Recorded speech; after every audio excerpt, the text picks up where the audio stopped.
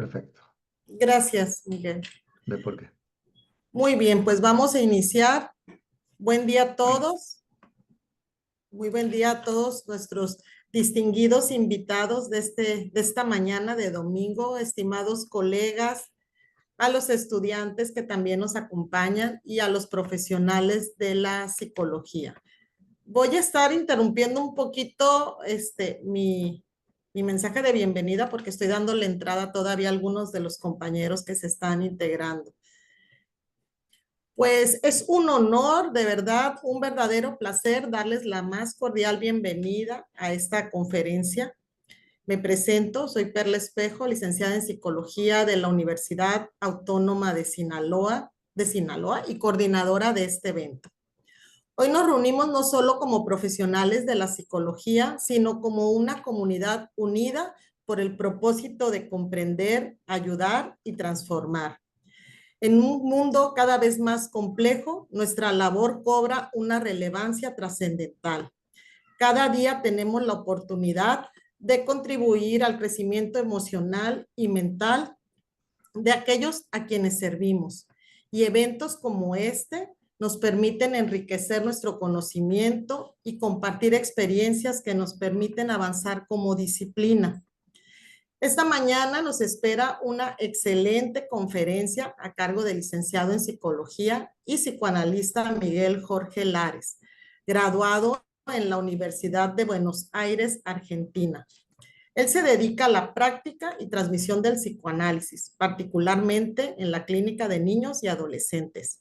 Se ha desempeñado como supervisor y docente en servicios hospitalarios y en equipos institucionales de crisis y externación.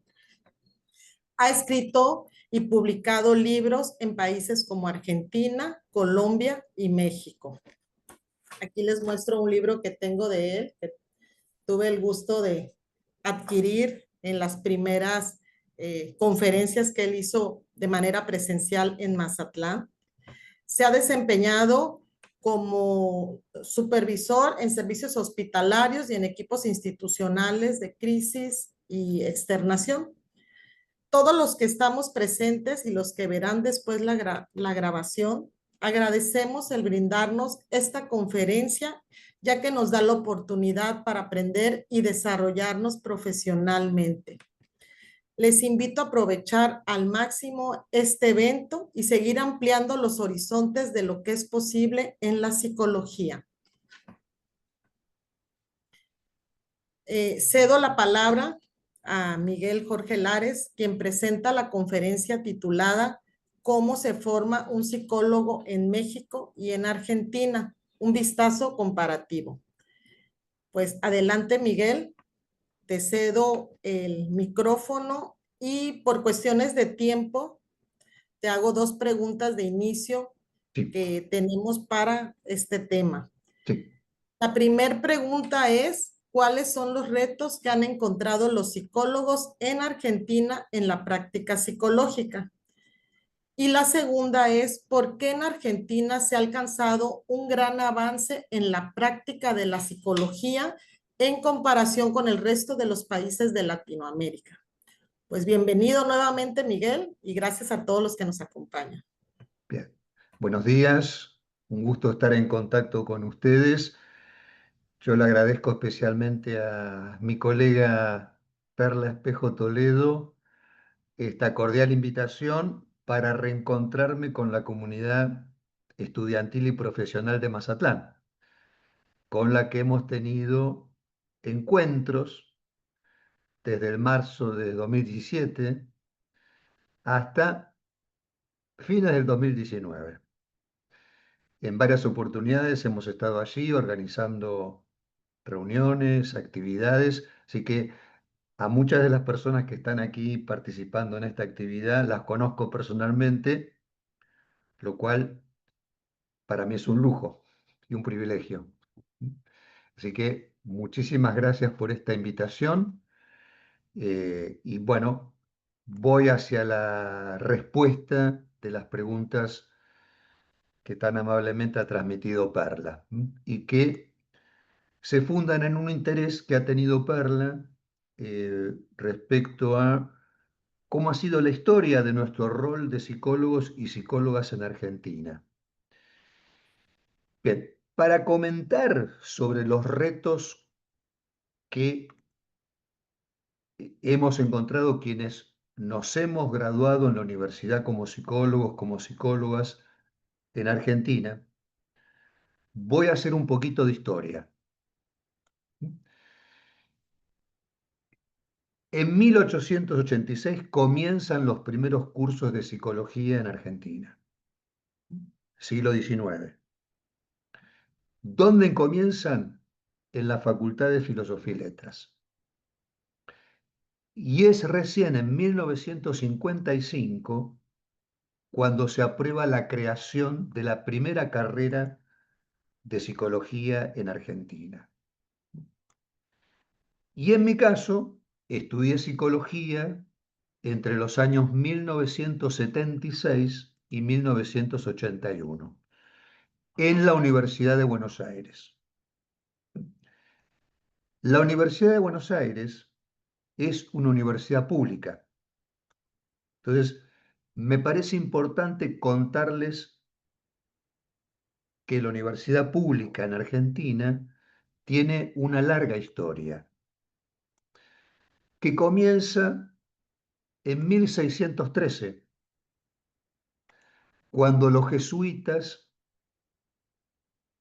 religiosos que llegaban aquí a lo que todavía no era Argentina, sino el Virreinato de la Plata, estábamos tanto México como Argentina bajo la dominación española aún. En esa época los jesuitas, en 1613, fundan la primera universidad, que se llamó Universidad Nacional de Córdoba, siglo XVII. Y en 1821, ya con Argentina independizada de los españoles, ya Argentina constituida como una zona independiente, en 1821 se funda la primera universidad pública autónoma y laica, ya no religiosa, que fue la Universidad de Buenos Aires. La Universidad de Buenos Aires fue la primera institución pública y laica, ¿no?, que se establece tras independizarse Argentina de España. Pasan los años y en 1949, cuando en la presidencia de nuestro país estaba el famoso Juan Domingo Perón, del cual ustedes habrán seguramente habrán oído hablar alguna vez, en ese momento, en 1949, queda establecida la gratuidad universitaria, porque la Universidad de Buenos Aires, desde su fundación, había tenido un arancel para los estudiantes, pero en 1949 el presidente Perón establece la gratuidad universitaria eliminando el arancel universitario y comprometiendo al Estado Nacional, en México diríamos Estado Federal, comprometiendo al Estado a dotar a las universidades públicas de los recursos necesarios para alcanzar sus propósitos. Entonces, la gratuidad universitaria se convierte en una realidad. ¿Por qué es importante esto? Es importante porque esa gratuidad permite que más estudiantes accedan a la educación superior sin importar su origen socioeconómico. Y en 1994, la Constitución argentina se reforma y la gratuidad universitaria, que ya estaba establecida, se refuerza. ¿Por qué? Porque se incluye en la Constitución argentina esa gratuidad, garantizando entonces constitucionalmente el acceso a la educación superior como un derecho fundamental para toda la población argentina, sin importar eh, a qué estrato social pertenezca la persona. Bien. Y ahora paso a contarles tres circunstancias que yo considero fundamentales para la que ha sido nuestra profesión aquí en Argentina. Que quizás a ustedes desde México entiendo que puede interesarles este recorrido de nuestro rol de psicólogos y psicólogas en Argentina. Primer hito para mí fundamental en nuestra profesión de psicólogos aquí en Argentina. En 1985 se promulga en Argentina la ley del psicólogo. Un primer hecho clave para nuestra profesión. Es una ley que tiene un número que es 23.277. Justamente este año se cumplen 40 años de la promulgación de esa ley, desde la cual se regula el ejercicio profesional de la psicología en todo el territorio nacional. Aclaro esto, porque no es por estado, sino que esta ley comprende al ejercicio profesional de la psicología en todo el territorio nacional. Es como si en México se estableciera esta ley para todo México, no importa el estado, la ley es una y la misma. Así ha ocurrido en Argentina con esta ley que se sanciona en 1985, que regula la práctica de la psicología en Argentina, estableciendo normas claras para el ejercicio profesional. Un ejercicio profesional que se desarrolla en distintas áreas. El área clínica, el área educacional, judicial o laboral. Respecto al área clínica, que es el área a la cual yo me he dedicado en estos 44 años de ejercicio de la profesión. En el área clínica, quienes se gradúan en la carrera están habilitados para evaluar, diagnosticar, indicar y conducir tratamientos. También derivar otras prácticas de la salud y también eventualmente emitir constancias o certificados, por ejemplo, indicando reposo laboral, ¿no? Recientemente ocurrió que una de mis pacientes estaba con una situación de un alto estrés emocional en su trabajo, me pidió una constancia que indicara reposo laboral, yo emití la constancia, la presentó en su trabajo, que por otra parte es una dependencia estatal, presentó el certificado y le fueron indicados, ya van 2 veces que presento le hago la constancia, 40 días de reposo laboral. Bien, yo quiero enfatizar con ustedes que esta ley del psicólogo fue un paso decisivo para jerarquizar nuestra profesión en Argentina, ya que estableció definitivamente el campo de competencia de nuestra actividad profesional, que antes del 85 no estaba suficientemente delimitado, ¿sí? Nuestra profesión antes de esta ley se la comparaba con una profesión paramédica. Y el ejercicio profesional, aun cuando se desarrollaba, no presentaba una clara delimitación respecto a nuestra competencia. Con la ley se establece definitivamente cuál es el campo de competencia de nuestra actividad profesional, definiendo, escuchen por favor esto con atención porque es muy importante, definiendo que quienes se gradúan en la carrera de psicología en Argentina, al día siguiente de graduarse, cuando ya tienen su matrícula, su cédula, como es en México, están ya autorizados a ejercer su profesión de forma autónoma o en equipos interdisciplinarios, tanto en el ámbito público como privado. O sea, la ley sin duda ha posibilitado dar el marco para la consolidación de la identidad profesional y la autonomía de los psicólogos. Y ha sido fundamental para ese proceso de profesionalización y jerarquización del rol en la Argentina. Yo se los puedo contar con cierta autoridad porque vengo de la época anterior a la ley y he visto en estos 44 años de práctica cómo ese rol nuestro se ha jerarquizado aquí de una manera extraordinaria. contribuyendo además a la promoción de la salud mental, a la defensa también de los derechos humanos de la población.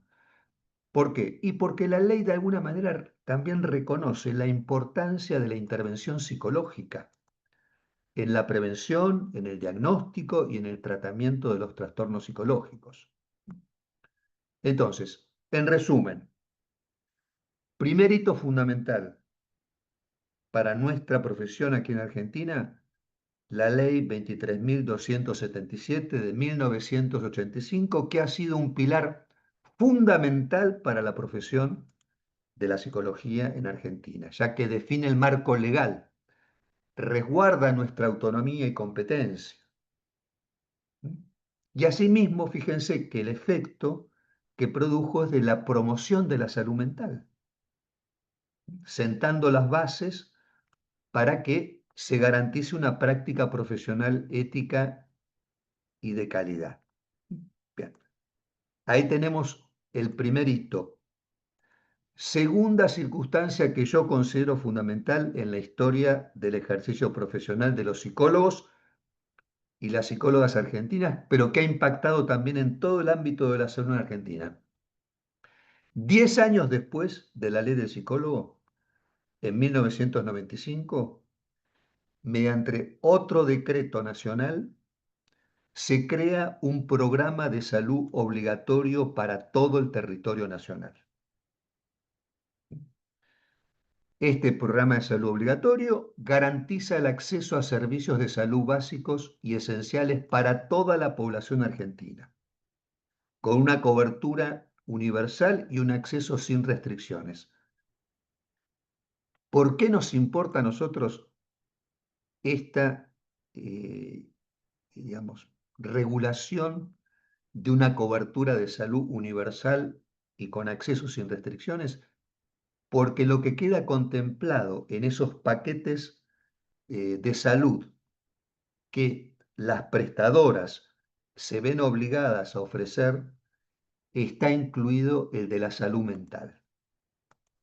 O sea, fíjense, bajo las condiciones que este decreto impuso, las coberturas de salud, quiere decir hospitales, clínicas, sanatorios, aseguradoras de salud, tuvieron que cumplir esta ley ofreciendo a la población un paquete de servicios de salud de distinto orden, médico y psicológico. Entonces, ¿esto qué efecto tuvo?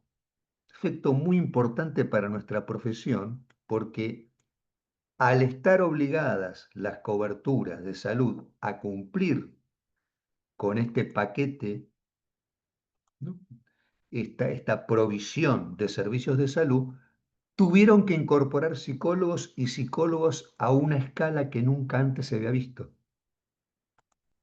a contratar psicólogos y psicólogas. Bueno, es lo que ocurrió y la consecuencia de esto fue que al incorporarse los psicólogos y las psicólogas a este sistema de prestación de salud, comenzaron a recibir consultas de pacientes adultos, adolescentes, niños, en una escala absolutamente inédita como nunca antes había ocurrido en la historia de nuestra profesión. ¿Mm? Esta ley incorpora la consulta psicológica. Fíjense qué interesante esto, ¿eh?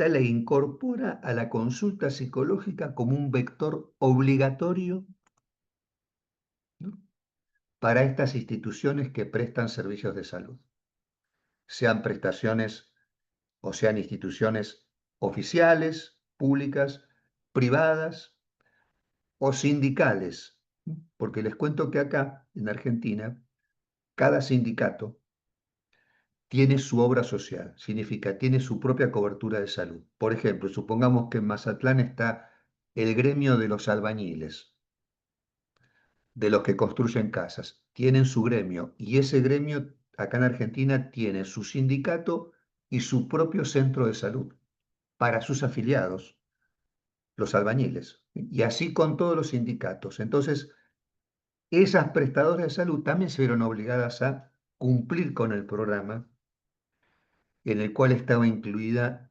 esta consulta psicológica. Bien, como un derecho para toda la población. Entonces, ocurrió algo muy interesante y es que de alguna manera se expande y se extiende la convicción de la necesidad de la consulta psicológica, se vuelve más accesible y entra en el horizonte de opciones para la gente de todos los niveles, la de bajos recursos y la de altos recursos. Está esta opción que es la de la consulta psicológica, la tenemos de algún modo accesible, podemos hacer uso de ella. Muy interesante porque fíjense, porque se instala la convicción de la necesidad y la disponibilidad de la consulta psicológica, lo cual propone algo muy importante en el campo de la salud, algo que ustedes saben, y es la consulta psicológica posibilita un espacio para tomar la palabra. Algo que uno diría es hasta cierto punto revolucionario, porque no forma parte de la tradición de las consultas de salud que el paciente tome la palabra, salvo para decir, me duele tal cosa o tal otra. Que tiene la palabra luego es el médico. En este caso, tenemos otro paradigma distinto desde la consulta psicológica sobre el cual ya después avanzaremos. Y para esa época, para esta época en la cual yo les estaba comentando este segundo acontecimiento que yo considero fundamental para la jerarquización de nuestra profesión, también ocurre algo muy importante y es que se ponen en marcha las residencias hospitalarias para psicólogos acá en Argentina. Es decir, en los hospitales públicos, porque aquí también, así como la universidad es pública y gratuita, la salud también es pública y gratuita. Y en los hospitales públicos, que justamente están en este ámbito de un acceso libre y gratuito, en el año 95, alrededor de esa época, se ponen en marcha las residencias hospitalarias, ¿no? Se abren las residencias en psicología clínica que dependen de un programa de salud mental del gobierno y para aplicar a esas residencias hay que presentarse a un examen y escuchen también por favor esto con atención porque es muy importante de tener en cuenta. Excepto el título habilitante, la matrícula profesional, lo que en México se denomina cédula, y no tener más de 5 años de graduados, no hay ninguna otra documentación que se requiera para que uno se presente al examen de residencias para psicólogos en los hospitales. Con esto quiere decir, no se les pide un posgrado, no se les pide un doctorado. Ustedes se gradúan y ese mismo año pueden aplicar para dar el examen e ingresar al hospital, si es que aprueban el examen, a una residencia cuya duración es de 3 años, se les paga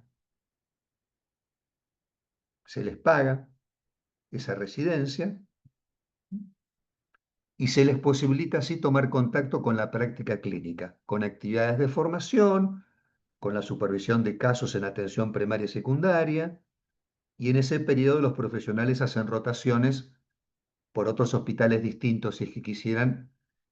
Yo les cuento, les decía, como yo me gradué antes de la ley, yo hice mi experiencia en el hospital, pero todavía no estaban establecidas las residencias, con lo cual lo que yo hice se llamó concurrencia. Uno podía hacer una concurrencia en el hospital, ad honorem, o sea, sin pago, pero que luego implicaba que uno tenía una constancia que había hecho su práctica clínica en el hospital. Y de hecho yo me gradué en agosto del 81 y en septiembre del 81 estaba en un hospital haciendo mi práctica clínica, con actividades de formación en el hospital. Supervisión de casos, estudio, enlace entre los colegas. Bien, acá les comenté recién el segundo hito que yo considero importante para la historia de nuestra profesión. Voy a comentarles ahora el tercer hito, que considero fundamental para esta profesión del psicólogo en Argentina.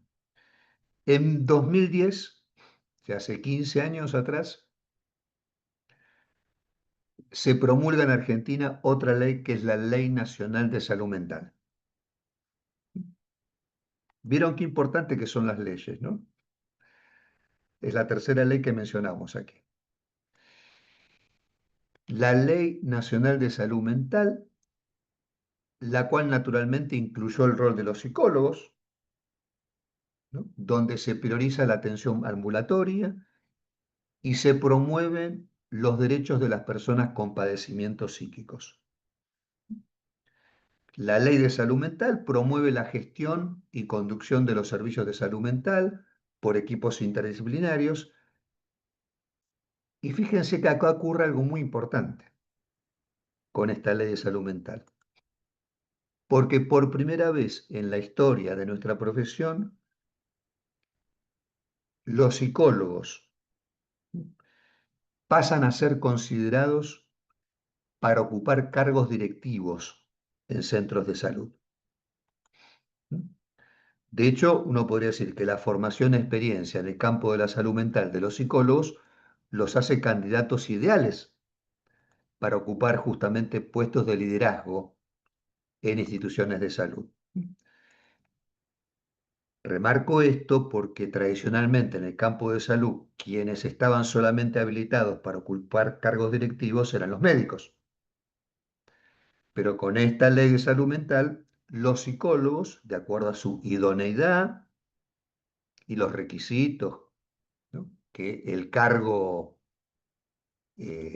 amerite, también son considerados para ocupar estos cargos directivos en departamentos de salud mental, clínicas, centros sanitarios, supervisando a otros profesionales.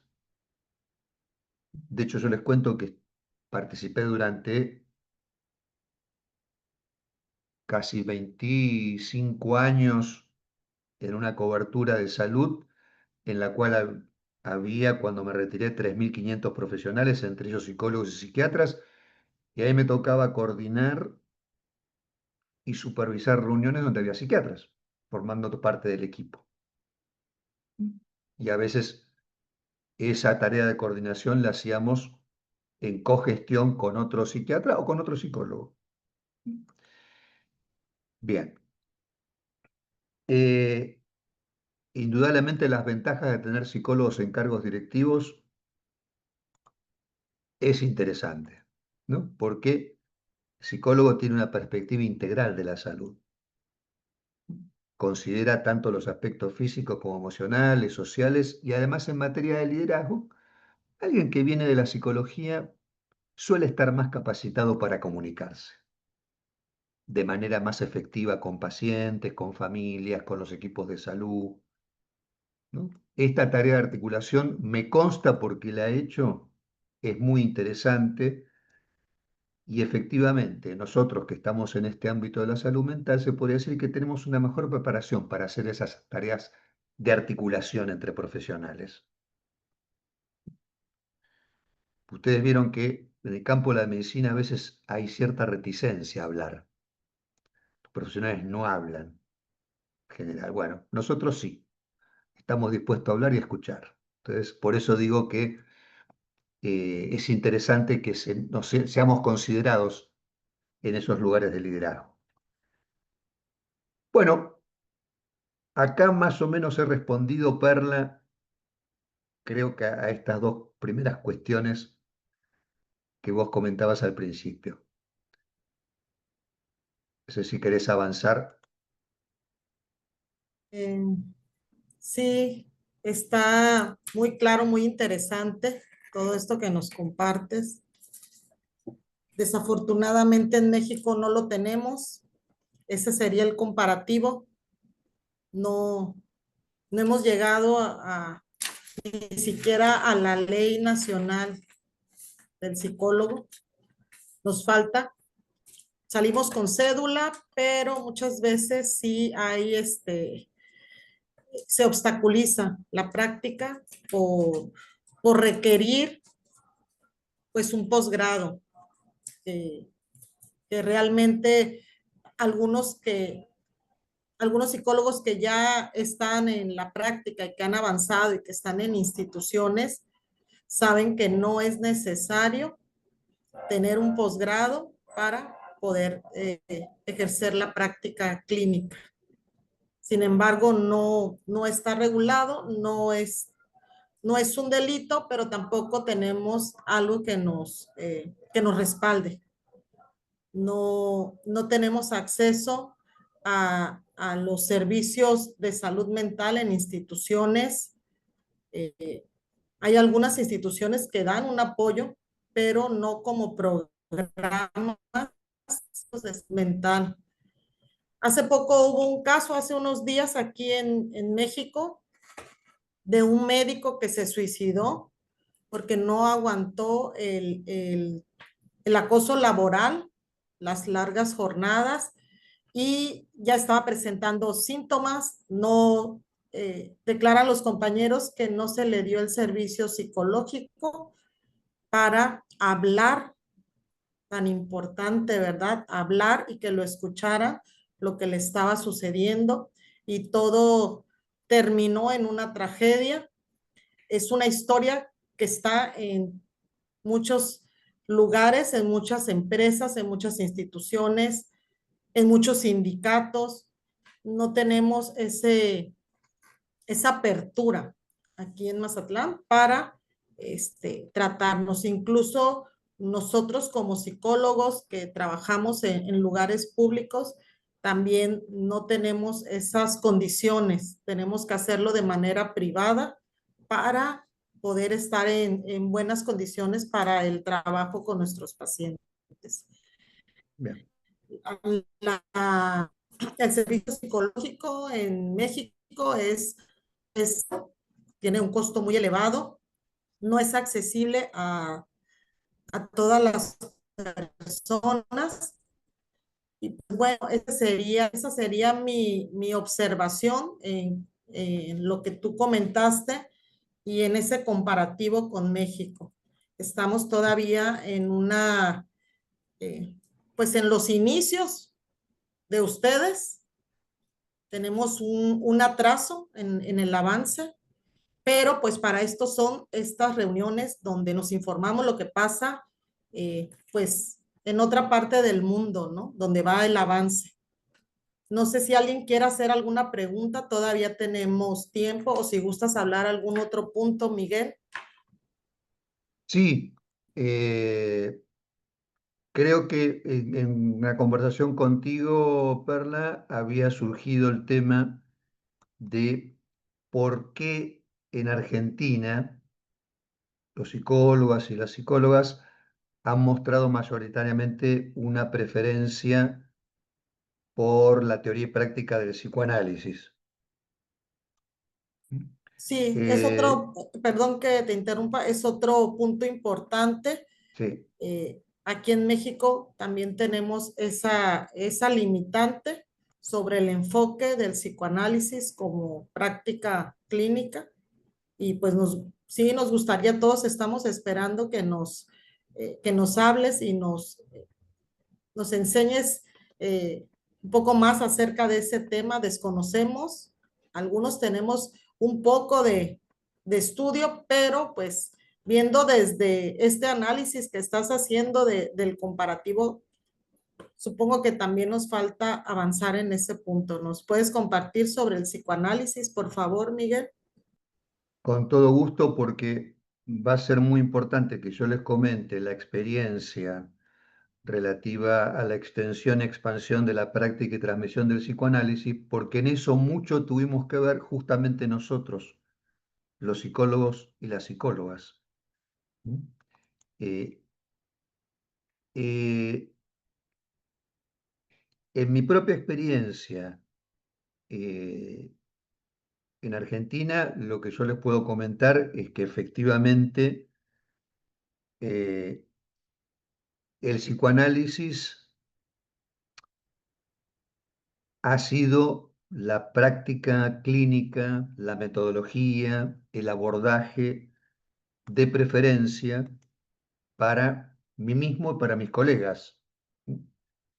Eh, y lo que yo he podido comprobar e ir constatando, tanto en mí como en mis colegas, es que el psicoanálisis como abordaje clínico es un método terapéutico que brinda un mayor resguardo, no solo para el paciente, sino sobre todo para el profesional. Porque tal como vos decías recién con el caso del médico, hay que cuidar a los que cuidan también, ¿no? Y efectivamente estar eh, como un profesional brindando un servicio de salud es estar en un lugar de alto impacto.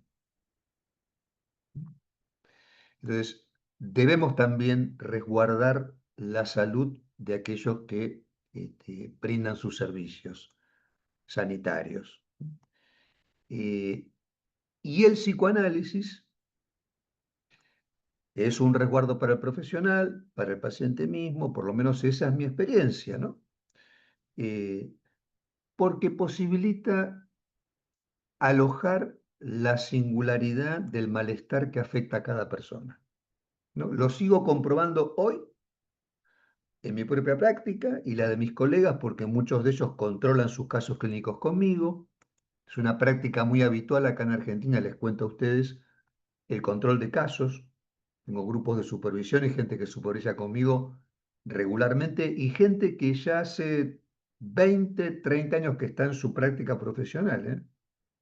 Y aún así buscan el control de casos para seguir reflexionando, porque cada caso es singular, cada caso presenta sus dificultades, sus avances, sus retrocesos.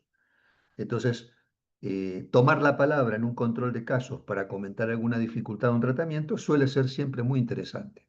Destrabar a veces problemas en ese proceso. Y el psicoanálisis parte de una premisa muy simple y muy compleja a la vez. Porque quien se dedica al psicoanálisis se ofrece a escuchar a alguien bajo ciertas condiciones especiales. ¿Qué propone el psicoanálisis? Que para el sufrimiento de una persona no hay nada escrito de antemano. Noten ustedes que es algo extraordinario eso porque de alguna manera que no haya nada escrito de antemano significa que nadie sabe respecto a lo que le está pasando a esta persona que consulta. El paciente, por supuesto que no lo sabe, pero el profesional que lo recibe tampoco. No hay ningún manual ni protocolo que pueda guiarlo de antemano. Tiene que entregarse a escuchar, sin saber. De alguna manera, poner en juego lo que yo llamo una docta ignorancia, la del profesional. Y por supuesto, la ignorancia del profesional no es la misma que la del paciente. La ignorancia nuestra es una cierta ignorancia especializada, de alguien que se prepara para examinar las determinantes que condicionan su práctica, pero que al hacerlo resguarda el enigma que el paciente trae con su malestar, con su dolor, con su angustia. Es un enigma que es necesario resguardar, porque en la medida que resguardemos ese enigma, va a ser el paciente mismo, con la orientación de ustedes,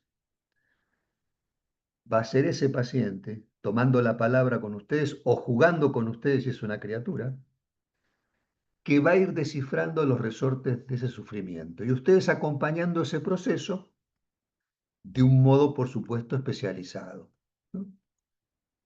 Entonces, de ese modo, el paciente irá descubriendo que muchas de las cosas que le pasan, que piensa o que dice, están determinadas, están condicionadas por otra escena que no es la de la conciencia, ¿no? Algo que el psicoanálisis ha llamado inconsciente, y ustedes ofreciéndose a escuchar, sin saber y sin prejuicios, van a permitir que el paciente descubra también que lo habita una insatisfacción permanente.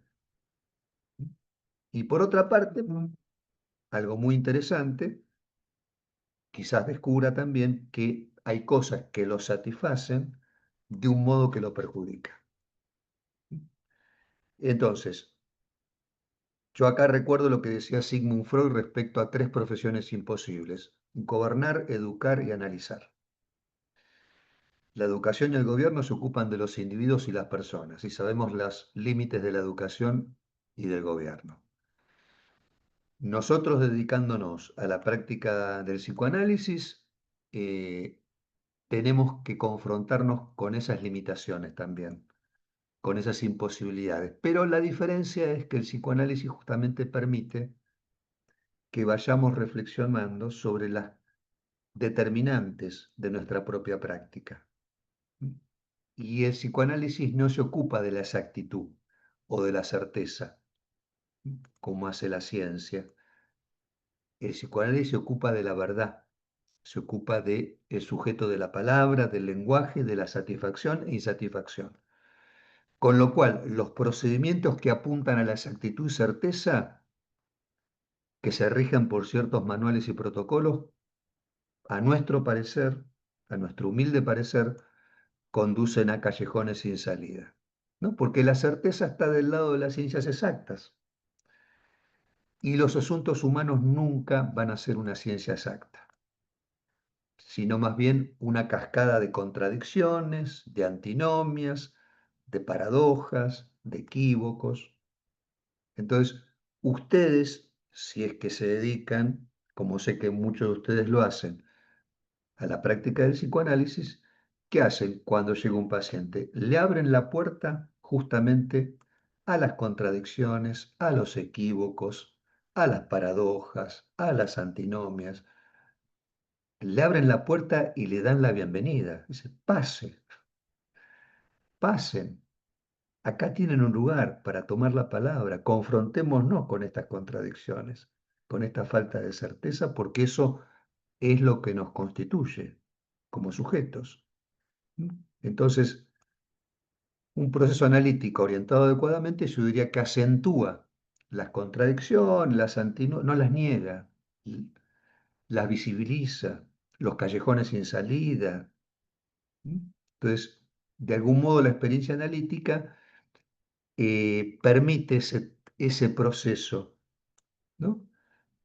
Hay una pregunta que siempre surge en este punto es, entonces, ¿qué vinculación hay entre el psicoanálisis y la ciencia? Porque mucha gente está preocupada de que el psicoanálisis no es una ciencia o que la psicología no es una ciencia. Y yo les respondo, miren, la ciencia se ocupa de lo universal. Las leyes científicas entregan certezas que son universales, un saber que pretende ser homogéneo. Pero justamente al ocuparse de lo universal, la ciencia necesariamente tuvo que excluir la singularidad de cada uno de nosotros, justamente nuestras inconsistencias, nuestras discordancias, nuestras incoherencias e incongruencias. Eso que es propio de nuestra condición humana y que de ningún modo puede acomodar su manual científico. Entonces, hace poco yo comentaba respecto a esta pretensión de la ciencia de ocuparse de los asuntos humanos,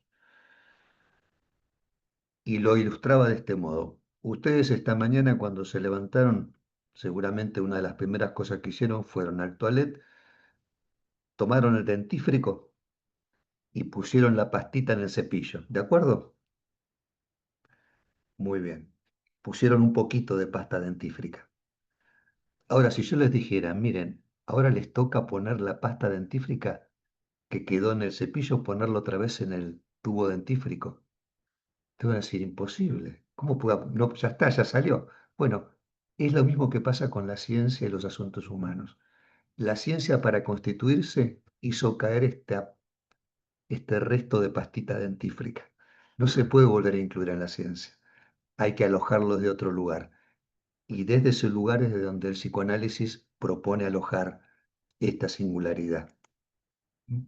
Que es un lugar mucho más paradójico, más vinculado a la verdad que a la certeza.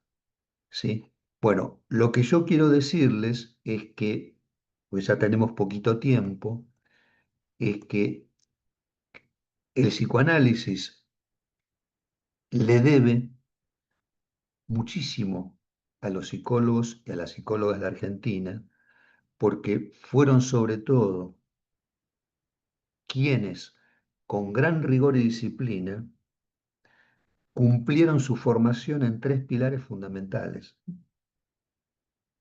Porque yo les decía, por supuesto, alguien se gradúa y al otro día está habilitado, después de tener su matrícula, por supuesto, para la práctica clínica, pero si alguien se dedica al ejercicio profesional clínico, nosotros consideramos que debe sostener su formación en tres pilares fundamentales.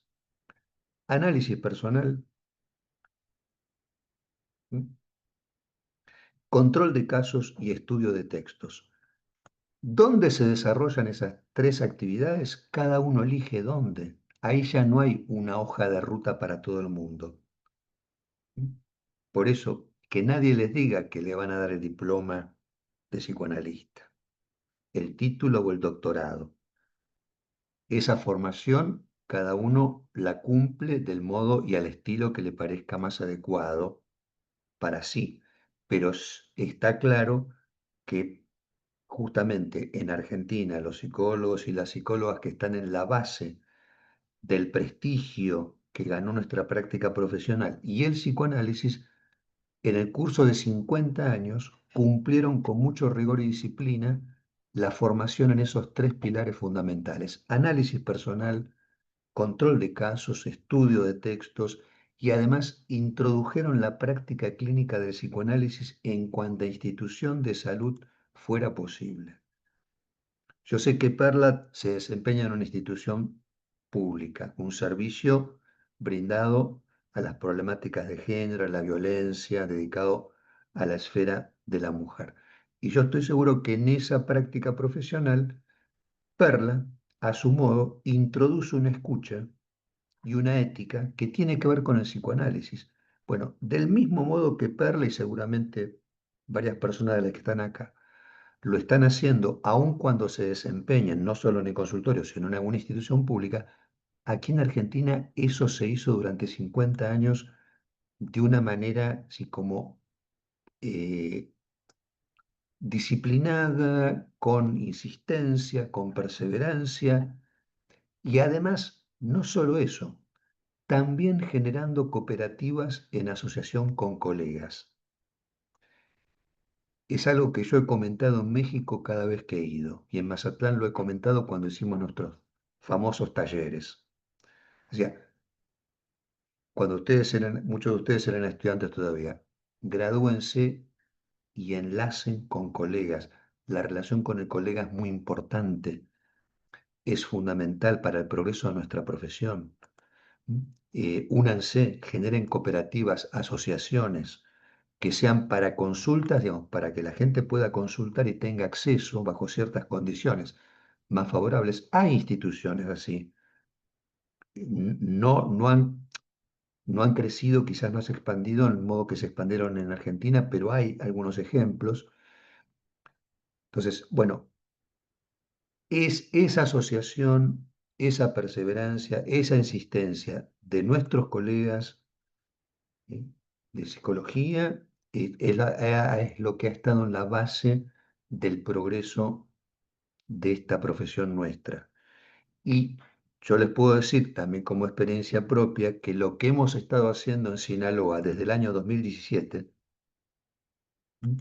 Pues yo valoro tanto el contacto con mis colegas de México, se inscribe en esas iniciativas, ¿no? Iniciativas porque hemos organizado con ustedes talleres, seminarios, hemos publicado un libro en WhatsApp, un libro en Sonora, eh, hemos estado conversando y generando espacios de reflexión. Yo acá voy a citar no solamente a mi querida colega Perla Espejo Toledo, con la cual organizamos talleres y seminarios en Mazatlán 2017-2018, sino también en Ciudad Obregón, en Los Mochis con el profesor Federico Morales, con la doctora Exuriarte en Obregón, bueno, con colegas de Culiacán, de Oaxaca, de Nabolato. Bueno, también hemos estado en intercambio permanente con gente de la Universidad de Ciencias y Artes de Chiapas, donde se ha generado un espacio de reflexión sobre la violencia en Latinoamérica, ¿no? Una interesante tarea de enlace, de transmisión eh, académica y editorial, ¿no? Para ir tomando contacto con la comunidad, porque fíjense que, qué interesante, a nosotros también en este momento de la historia, como psicólogos y psicólogas, nos tocaría también estar haciendo labor territorial, es lo que yo llamo nosotros ir a la comunidad, generar espacios de conversación en el colegio, en la escuela, en la universidad, desde afuera, sin pertenecer a esos ámbitos, llegar para promover esas conversaciones, porque tal como comentaba Perla en sus palabras iniciales, estamos en un momento muy complejo de la historia, donde se han agudizado y se han acentuado las problemáticas que afectan al individuo, a la familia, a la niñez y a la adolescencia. Entonces, tenemos un papel que cumplir nosotros desde nuestra profesión. Y yo creo que la expansión del psicoanálisis en México, en Argentina, eh, tiene como pilar fundamental a los psicólogos y a las psicólogas. Tenemos posibilidades de promover eso con iniciativas que cambien la historia, que abran puertas, ¿no? Que cambien legislaciones, ¿no? En favor del ejercicio profesional. Bueno, ¿para qué? Y para establecer Hispanoamérica como corresponde, como un centro importante de práctica y reflexión psicoanalítica, psicológica, en el mundo. Tenemos una historia y una cultura muy rica nosotros para ofrecer, y una empatía y talento y recursos. Pero falta de parte nuestra esa decisión, esa iniciativa, que es la que le he contado yo a ustedes, yo he podido visualizar en estos 44 años en la experiencia argentina. ¿Eh? Bueno, Perla, hasta aquí lo que quería comentarles en esta mañana de Mazatlán, mediodía de Argentina. Muchas gracias, Miguel. Excelente todo lo que nos dices, como siempre. Tengo 9 años aproximadamente ya estudiando y compartiendo contigo. Han sido muchos años. En la práctica he recordado todo lo que he escuchado en tus conferencias, en tus seminarios. Y pues una de las indicaciones que has dado es esta de reunirnos, y creo que desde la primera vez que te escuché me quedó muy grabado. Sigo de alguna manera también aportando a mi comunidad de psicólogos el que nos reunamos, el que hagamos enlaces con profesionales que tienen mucho que aportarnos, y agradezco a todos los que hoy se desmañanaron en este domingo. En lugar de estar desayunando su menudo, están aquí, y eso es muy importante porque pues refuerzan el equipo, ¿no? Esto que dices al final, necesitamos unirnos, y pues prueba de esto es que aquí estamos varios de los que ya hemos compartido contigo eh, trabajo de estudio, y espero que los nuevos que se integren sigamos en esta unión, en este proyecto de nuestra comunidad. Hemos hecho trabajo entre algunos de nosotros de manera personal, y pues los que se agreguen esperemos que sigan uniéndose, y pues queda Miguel Lares muy bien recomendado si alguien quiere llevar sus revisiones de casos. Él se dedica a eso. Me decía él que las revisiones de casos son a las 4 de la mañana para México, porque es el horario que él puede con Argentina, y que tiene alumnos tiene colegas y alumnos de México que se levantan a las 4 de la mañana para estudiar y para revisar sus casos. Eh, y es bien interesante. También comentaba que muchos de los que están aquí asistieron cuando hizo el seminario. eh, y a él le llamaba la atención que saliendo del trabajo se iban al seminario. Lo hacíamos a las 7 de la noche aproximadamente. Estuvimos durante una semana reuniéndonos. Éramos dos grupos grandes, y unos iban unos días, otros iban otros días, y de ahí salió muchísimo avance también para nosotros, ¿no? Se nota en nuestra práctica y pues esperemos que sigamos así. Si alguien quiere hacer algún comentario de manera breve para despedir esta conferencia, porque ya nos vamos para que alcancemos a desayunar el menudo que se enfría. Correcto. No, quiero aclarar que el control de casos no es a las 4 de la mañana, hay horarios diversos. No, Para que, fue el que me comentaste que ahí se ve la disposición sí, de querer hacerlo, ¿no? 4 de la mañana, pues porque esa persona también trabaja y es su horario en que puede revisar sus casos. Así claro, que claro. por horario no paramos. Sería todo, Miguel. Bueno, muchas gracias. Un saludo muy afectuoso para mis colegas de Mazatlán. Un gran gusto haber estado en contacto con ustedes y ojalá que sí, que sigamos, ¿no? En este proceso de enlace tan interesante y afectuoso. Muchas Les gracias. deseamos un buen día y que este encuentro haya sido tan enriquecedor como inspirador para todos ustedes y para mí también. Gracias. Muchas gracias. Muchas gracias. Muchas gracias, ¿eh? Pues pasaremos la grabación. Gracias. Gracias, Jocelyn. Un gusto saludarla. Igualmente. Saludos. Ya podemos ir saliendo, quienes gusten salir de la sala.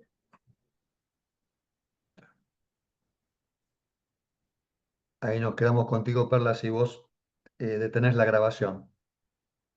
Yo detengo la grabación. Ok. Sí, o si no, cuando se cierra, igualmente cuando se cierra el Sí, creo que enlace, esperamos a que salgan todos sí, para que quede grabado el final. Gracias a todos.